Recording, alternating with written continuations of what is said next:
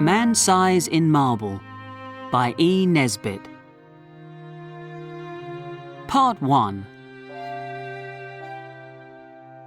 My name is Jack Collis, and every word of this story is true, although many people probably won't believe it.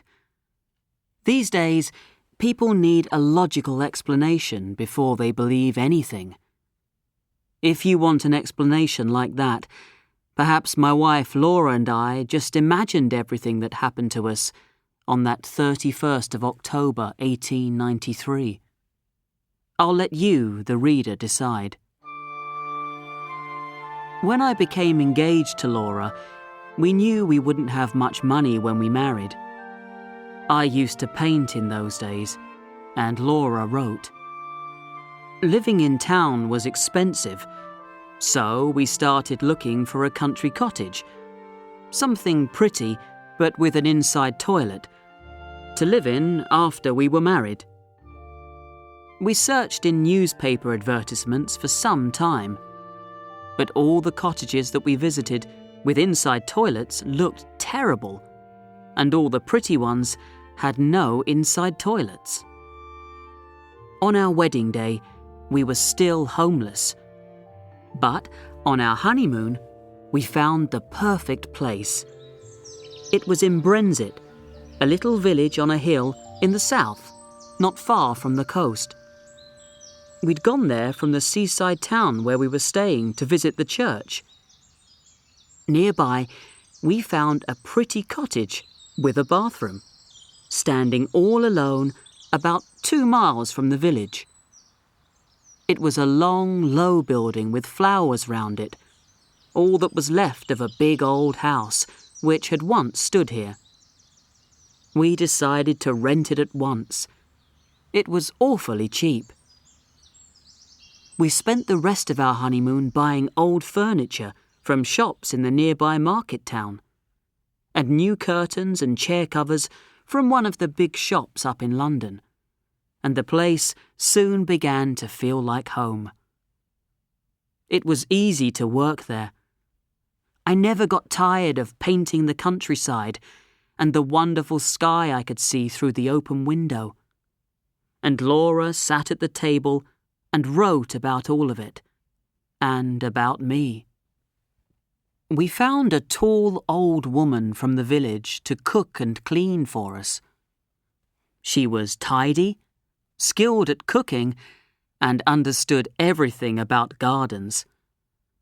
She also told us the old names of the places nearby, and tales of robbers who'd once lived there, and of ghosts who sometimes met people in the neighbourhood when it was late at night. She was the perfect servant for us. Laura hated cooking and cleaning, and I loved listening to old stories. So we left Mrs. Dorman to manage the cottage, and used her old tales in stories with pictures that we sent to magazines, which helped to bring in some money. We had 3 months of married happiness and never argued. Then, one October evening, I went to visit our only neighbour, Dr. Kelly, a pleasant Irishman, for a talk and a smoke of my pipe. I left Laura all smiles, writing a funny magazine story about village life. But when I came back, I found her sitting on the window seat, crying. "What's the matter?" I asked. "Oh, Jack, it's Mrs. Dorman," she moaned. "She says she has to go before the end of the month to care for her sick niece. But I don't believe her, because her niece is always ill. I think someone's turned her against us. She seemed so strange when she spoke to me." "Don't worry, dearest," I said. "But don't you see? If she leaves, none of the other villagers will want to come here, and I'll have to cook and wash plates, and you'll have to clean knives and forks, and we won't have time for writing or painting." "I'll speak to Mrs. Dorman when she comes back," I said, trying to calm her down. Perhaps she wants more money. It'll be all right. Let's walk up to the church. The church was large and lovely, and we enjoyed going there on nights when the moon was full. The path to it went through a wood, past 2 fields, and round the churchyard wall. It had been the old way they used to take coffins to the church for funerals. There were lots of dark trees in the churchyard. The church door was a heavy wooden one, and the windows were of coloured glass. Inside, there were rows of dark wooden seats, and at the eastern end, there were 2 grey marble figures of old knights in armour, one on each side, lying on their tombs. Strangely, you could always see them, even if the rest of the church was nearly in darkness.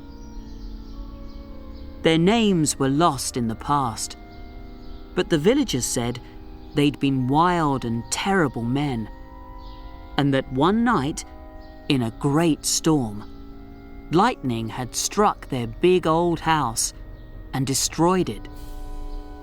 Interestingly, this was the place where now our cottage stood. For all that, their son's gold had bought them the place in the church where they were buried. Looking at their hard, proud, marble faces, it was easy to believe the story was true. The church looked at its best and strangest that evening. We sat down together without speaking and stared for a time at the fine stone walls around us. We walked over to look at the sleeping knights. Then we went out and rested on the seat by the church door, looking across the fields while the sun went down. As we came away, we felt that even doing the cooking and cleaning ourselves wasn't really so bad.